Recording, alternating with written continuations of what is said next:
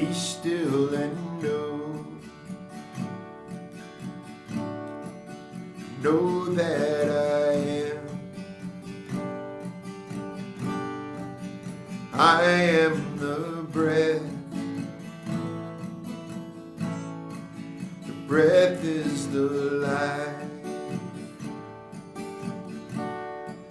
The life is the power. The power is love. The love of the one within. Be still and know. One method, one teacher. Be still and know. Here in the silence, how you are to grow. There's no need to do. There's no place to go. One method, one teacher. Be still and know.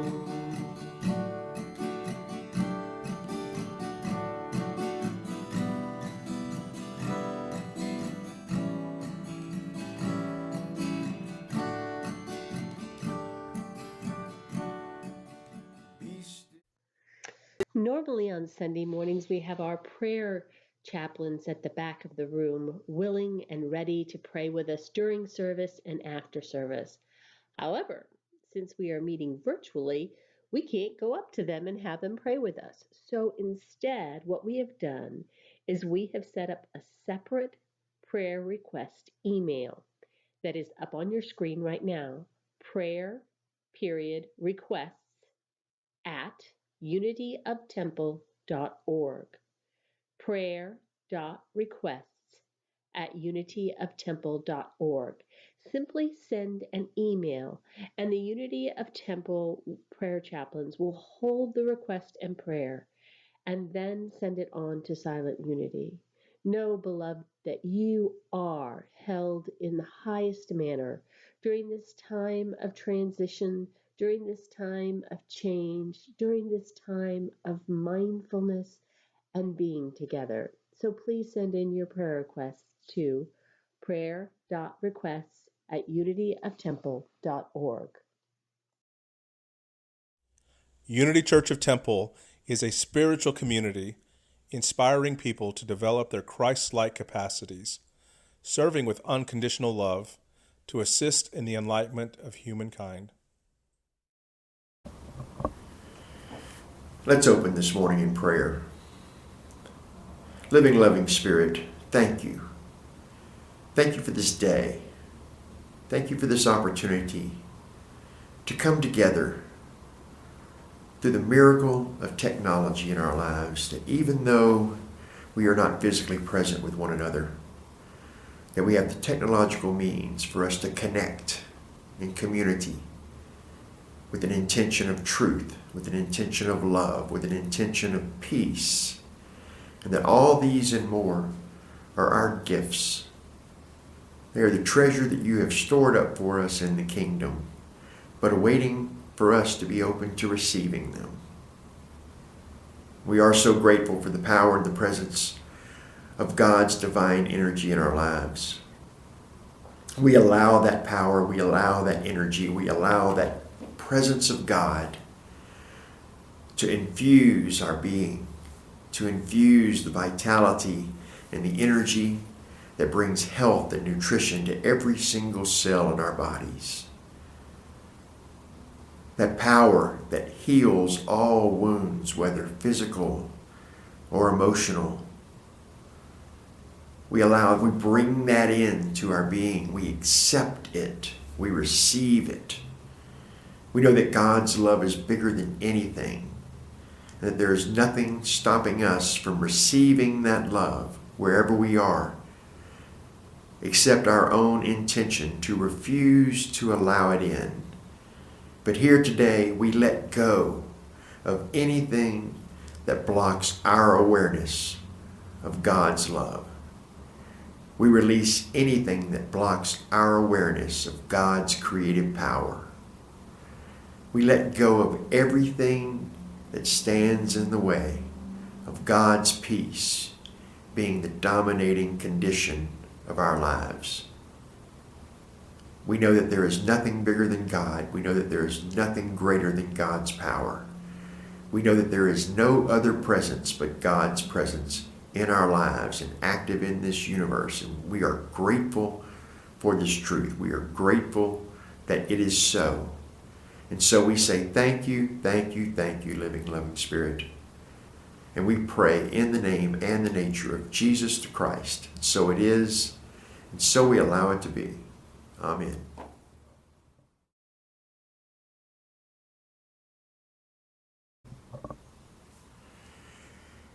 And so the daily word for Sunday, May 17th, 2020 is let go, let God. I let go and trust the divine in me. When faced with a decision to make, do my thoughts turn immediately to divine guidance? Or do I seek God's help only when all else fails? Unity co-founder Charles Fillmore wrote that God loves to be used, and the more you use him, the more easily you use him, and the more pleasant his help becomes.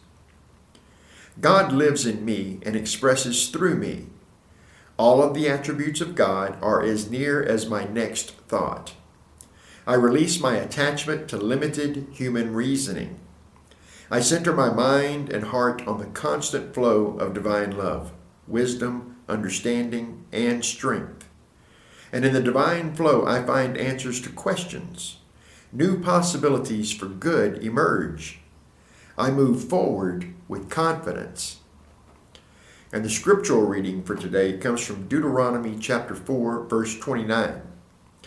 From there you will seek the Lord your God, and you will find him if you search after him with all your heart and soul. Once again, the daily word for Sunday, May 17th, 2020 is let go, let God.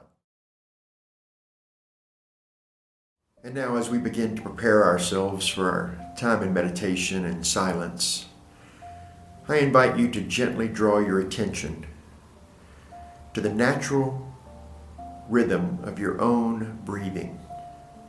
I want you to consciously breathe in. Take a deep breath within. Feel God's energy, the divine energy of creation, filling your body, energizing every cell in your body on each in-breath. Feel that divine vitality. And then as you exhale, every time you exhale, just think about all that you're releasing that no longer serves the life processes in your body. Breathing in God's vitality and powerful creative energy, and releasing on the exhale everything that no longer serves. With each subsequent breath in and breath out, just feel that energy coming in and the release of that old energy. Nothing to do here except to breathe, to be still, and to know that you are in the presence of God, that you are in the presence of the divine, that all creative power, all knowledge, wisdom, truth, and the capacity for peace and good in your life is as near to you as your next breath. Feel that. Allow yourself to fall into the security of that divine power, of that divine presence, right here, right now. It is with you everywhere you are. There is no place we can be that God is not.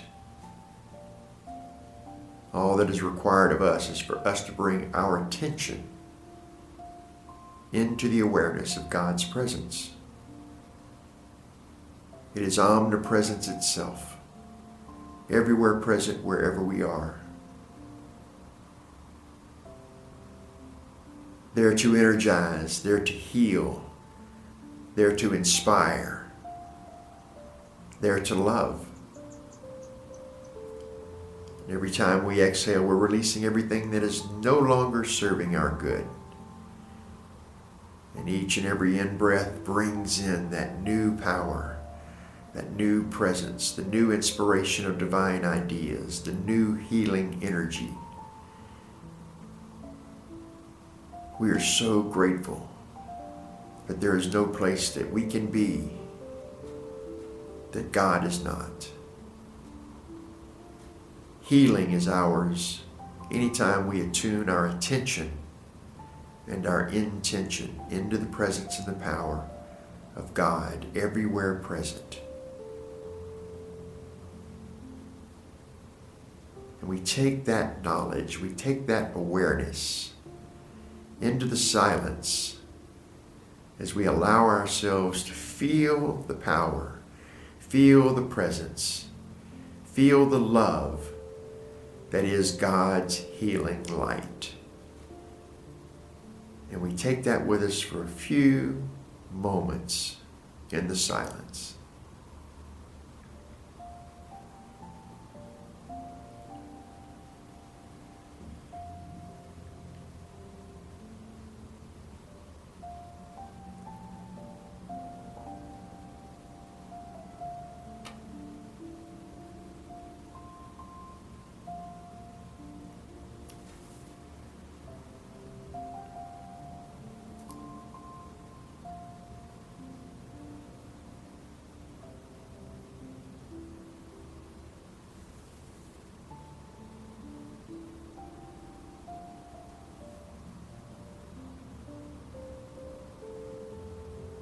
And as you gently begin to bring your awareness back to this present moment,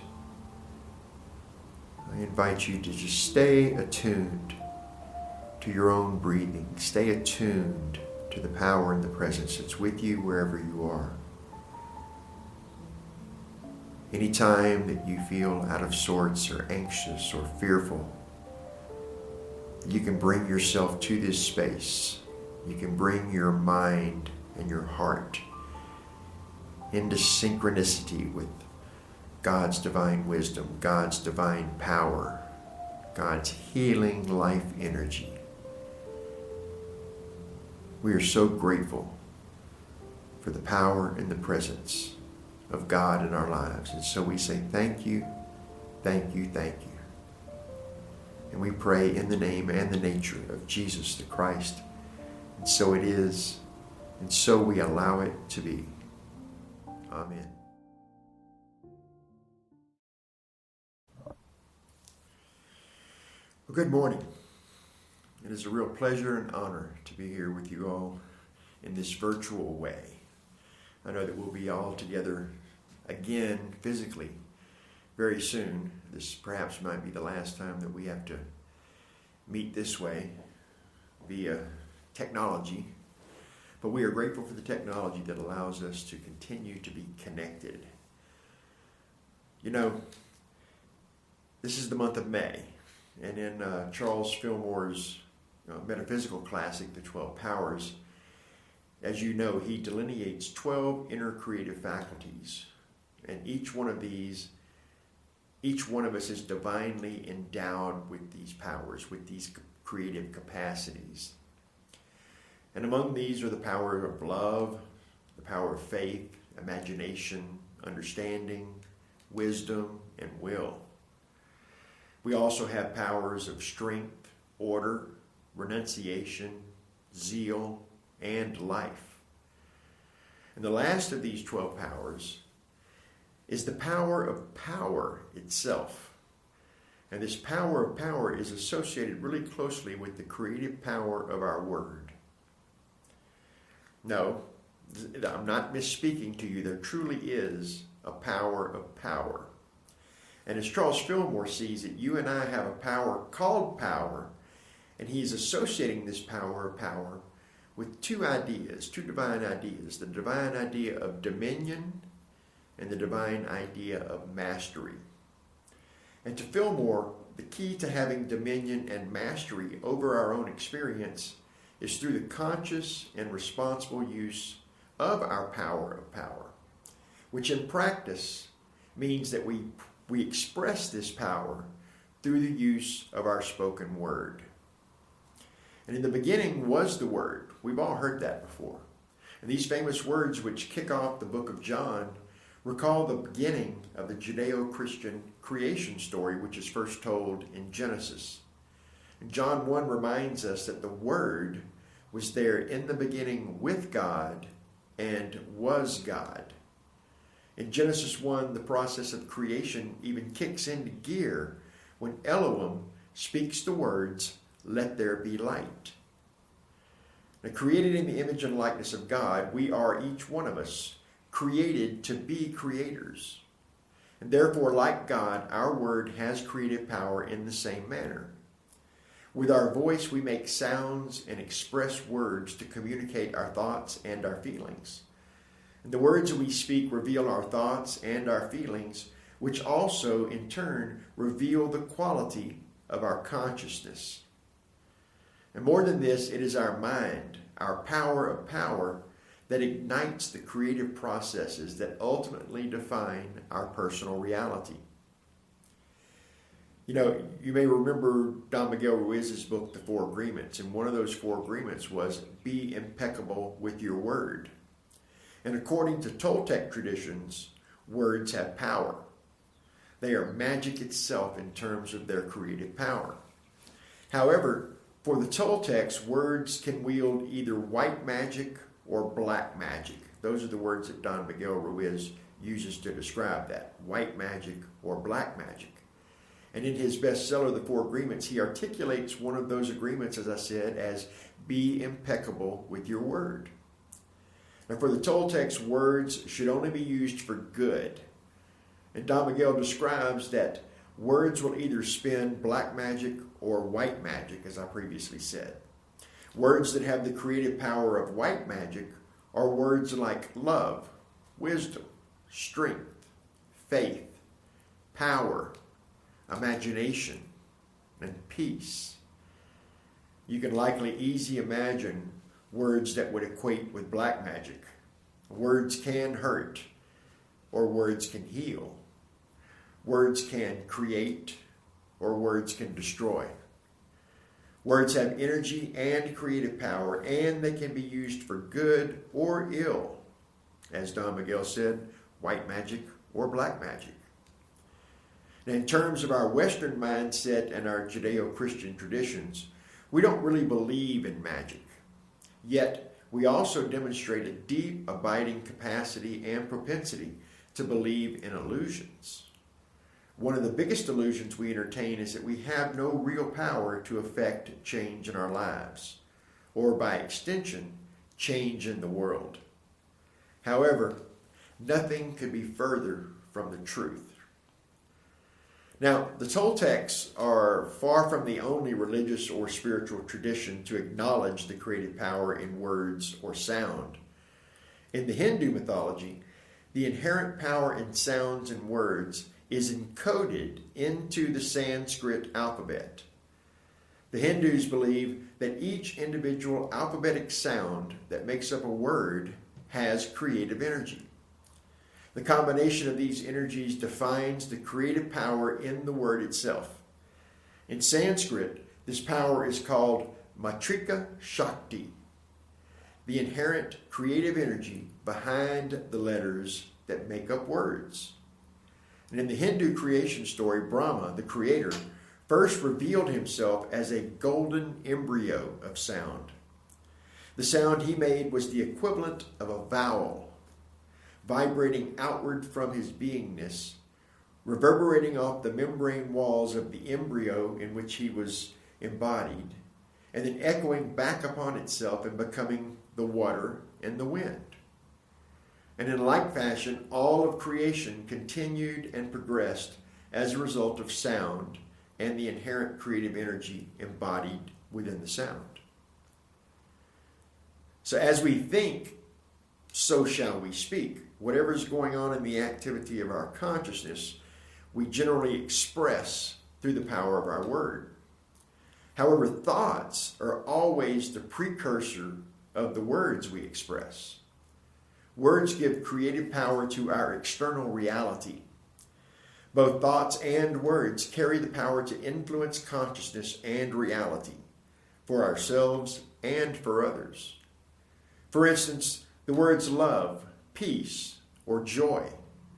They open us up to experience the vibrational energies of those qualities. In other words, when we say love, we literally feel the energy of love. When we say the word peace, we can immediately, instantly feel the energy of peace.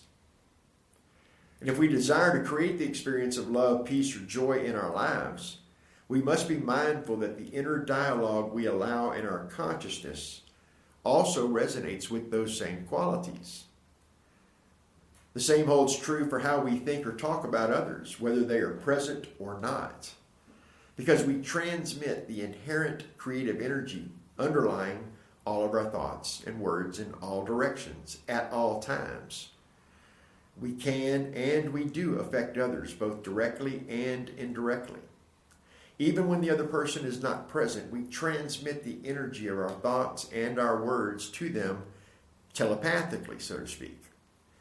Though they may not know we are thinking or speaking about them, they still feel the energetic effects.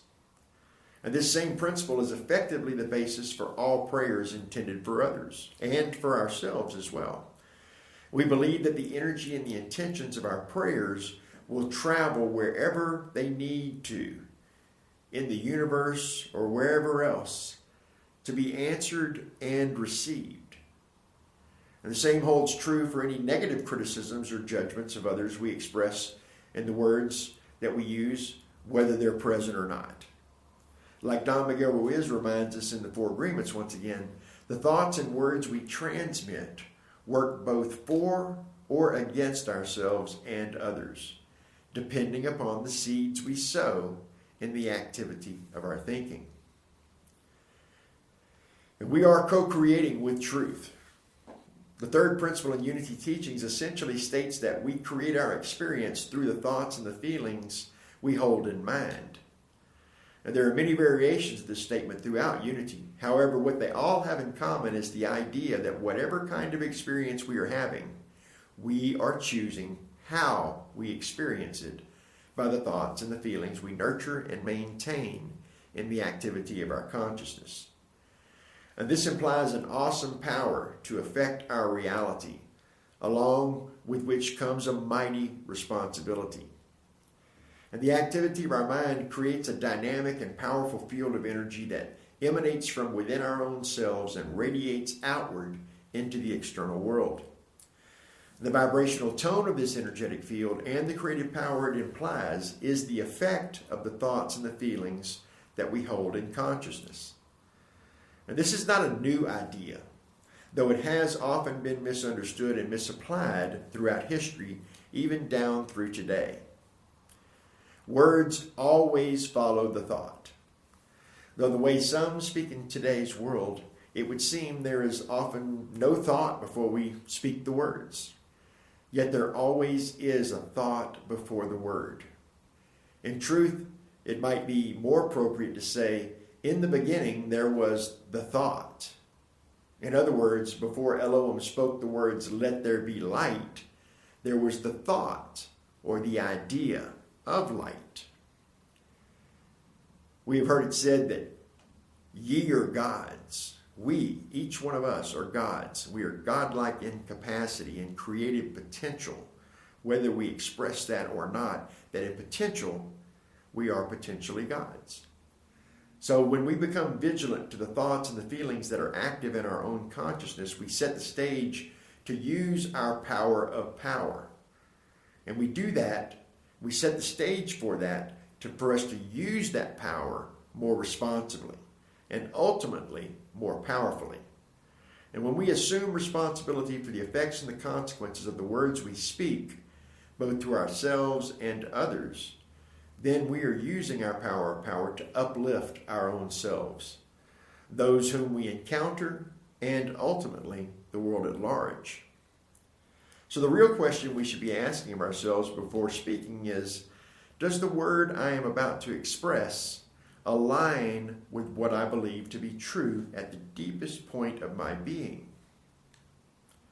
I invite you in your own time to muse, meditate, contemplate, or think on this as you will, in your own way and in your own time. Let me repeat that question for you. Does the word I am about to express align with what I believe to be true at the deepest part of my being?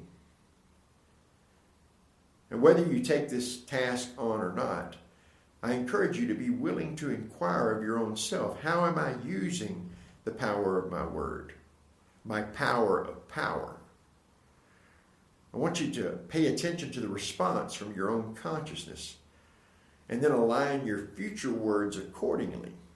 And we can do that, and we do that, in fact, on an ongoing basis. I'm talking about the power of power today because it is the month of May. And in the 12 Powers calendar, Charles allocates one of the powers to each one of the months through the course of the year. And in the 12 Powers calendar, so to speak, the month of May is the month for the power of power. And it reminds you that what this implies our capacity to have dominion over our lives, our capacity and potential to express mastery in every part of our lives. You might not believe that you're a master, but you are, in potential at least. We have to participate. We have to co-create that experience. It doesn't happen automatically just because we have a power of power and the power of love within us and the power of wisdom and spiritual understanding, the power of order and all these other 12 powers that help us to express good in our lives. Just because we have those powers, they don't naturally automatically express. It requires us to engage with those powers. And so this month, as you move through the rest of this month of May here, I invite you to remind yourself daily. You might have to do this many, many times during the course of the day, but it's worth the effort to remind yourself that you have a power of power and that Charles places the seat of that power in our throat region, which is, of course, associated with our voice box, which is why the power of the word is so associated with the power of power. And it's how we express this word, as Don Miguel Ruiz would say, being impeccable with our word means to be without sin, without error in the expression of our words, that we're only choosing words that come from love, or as Don Miguel in the Toltecs would say, that are white magic, that we use words that are uplifting, we use words that are inspiring, we use words that vibrate at a higher energy. And it's really easy for us to figure these out. You can do this in your own. You can tell the difference between a word like love, for example, or hate. They have distinctly different energies. One would be a word of power, vibratory power, the power of love. And hate is more like a force, an energy of force. It's a lower form of vibration. And of course, the hate and all the kind of negative words that we associate in A Course in Miracles language, those would be associated with us choosing fear. And that we're choosing between love and fear all the time. White magic, black magic, love, fear, call it what you will. But those are the polarities that we're oscillating back and forth between. And that you and I and everyone else you know, even the people that you might judge as being less than, if you have that going on in your conscious, that they too have a power of power. They too have a capacity within them to express dominion over their life, to achieve mastery in their own lives. And even though we might fall short of actually mastering things in a perfect sense, that the actual work, the actual progress, the journey that we're on is to more and more express more of our divinity, more and more express the power and the capacity of the love that we are. And that as we align ourselves with the love that we are, and we allow that to influence the activity of our consciousness by saying no to that which doesn't resonate with love and saying yes to that which does resonate with the energy of love, then we're taking charge. We're taking dominion over the activity of our consciousness. That's the first place that we need to do the work. In fact, many people would say that's the only place that we need to be concerned with in our work. That as I cultivate the activity of my consciousness and develop it into a consciousness that's grounded in love versus fear, then that I am doing my part. I am expressing dominion over the activity of my own thinking. And that as I express dominion over the activity of my own thinking, that I am walking the walk just like all the great spiritual masters that came before me, that may even be present with us in this lifetime right now. That there certainly are people who are expressing greater and greater parts of their potential, and that you and I are capable of that as well. So as we finish up this month and we start moving forward again in this world, coming out of our social distancing and our sequestered in place and so forth, and we begin moving forward again, allow this time that we've had a pause to be like a reset. Allow it to reset ourselves and to make that commitment to ourselves to say, you know what? I do have power in this situation. I am a powerful co-creator of this experience. And I do have the capacity and the ability to express dominion over the activity of my own thinking. And then I commit myself to look into the activity of my own thinking, look into the activity of my own feeling nature, and see where I can say yes to that which serves the greater potential and the greater expression of my divine nature, and to say no to that which undermines or sabotages it. Let's all do the work during this time to begin that practice of separating ourselves away from that which does not serve, that which brings us down, that which denigrates our spirit, our own or others, and only say yes to that which uplifts us. Let's use the power of our power in the direction of good, in the direction of love, in the direction of compassion, joy, peace, all of these higher attributes that we are capable of. You're capable of it, I'm capable of it. So hopefully the next month in June we'll be able to be back together again and see one another physically, and we'll look forward to that time when we do. But in the meantime, I just encourage you to remember you're a God. You are created in the image and the likeness of God the good. And that potential is within you. That divine potential is within you. And that God has given you all of the powers that you need to express dominion and mastery over your experience. So I want to thank you for taking the time to listen to this service today, to participate, and look forward to seeing you all again very, very soon. God bless you. Peace.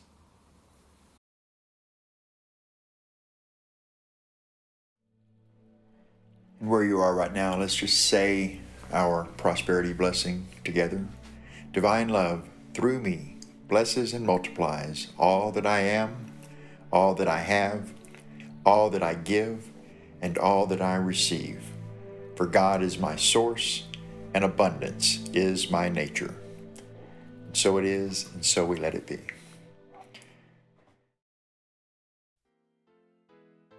And now that we've said our offertory statement, let's send a blessing forth to Unity of Temple, to meet all its needs with abundance and gratitude. And as you are doing so now, you may go online at http://unityoftemple.org/donations/ and make your donation there. It should be easy to find on your website. The address is at the bottom of the screen. We appreciate and are in grateful gratitude for all your gifts to help continue our ministry, even though we are not within our walls this time, we still have bills to pay. So we appreciate your generosity and gratitude, and we see you blessed and abundant in this time as well. Amen. And let's close together by also, just wherever you are, in your own space, let's say our prayer for protection together.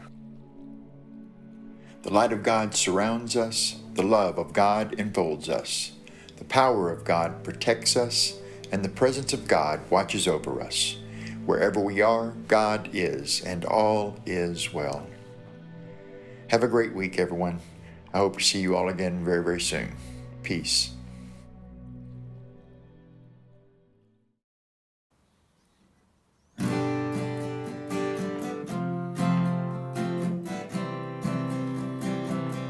When the dark night feels like it goes on forever,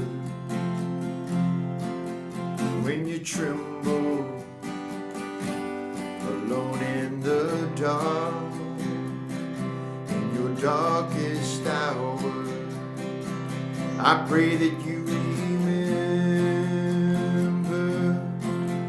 that the healing light comes with the dawn. So let there be light, and let there be love, let there be peace, like the white-winged dove. Let there be wings, so you can fly, and a song you can sing every time you cry. And let there